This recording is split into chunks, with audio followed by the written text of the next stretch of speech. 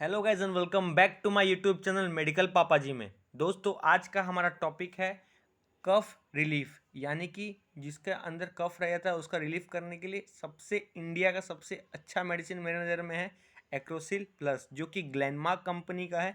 बहुत ही renowned company है और ये मैं लेके आया हूँ अरेंड 120 ml का पैक लेके आया हूँ, जिसका MRP है 115 रुपीज़।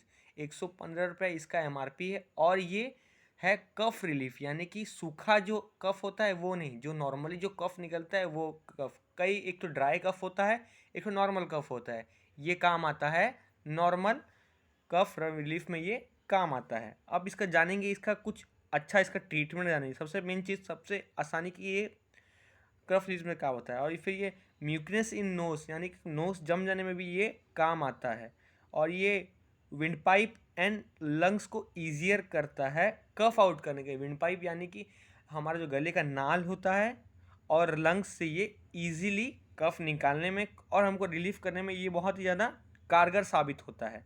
और ये ऑल्सो क्या करता है, कूलनेस यानी कि ठंडा पहुंचाता है और रिलीफ पहुंचाता है माइनर थ्रोट इन्फेक्शन से। यानी कि माइनर अगर आपको थोड़ा सा थ्रोट इन्फेक्शन है तो ये उसमें भी हल्का बहुत काम कर सकता है। लेकिन थ्रोट इन्फेक्शन का अलग दवाई आता है, ये एक तो अलग दवाई है।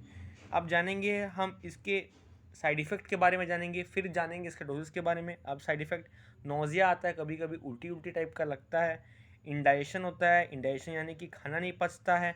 वॉमिटिंग होता है, उल्टी होता है। डायरिया यानी कि लूज मोशन होता है। स्टमक पेन यानी कि पेट दर्द होता है। डिजीनेस भी होता है, चक्कर चक्कर टाइप का आता है। हेडेक भी होता है बहुत ज़ोर से। ये सब इसका साइड इफ़ेक्ट है। अगर आपको ये साइड इफ़ेक्ट अगर होता है तो इसको मत लीजिएगा। और भी बहुत प्रकार, स्किन रेशनेस होता है और इंक्रीज हार्ट रेट हो जाता है। कभी कभी इसको खाने से अगर आपको सूट नहीं करता तो हार्ट रेट बढ़ जाता है। और दोस्तों हम इसके डोजेस के बारे में जानेंगे। डोजेस तो नॉर्मली 10 ml या तो ट्वाइस अ डे या तो थ्राइस अ डे लेते हैं।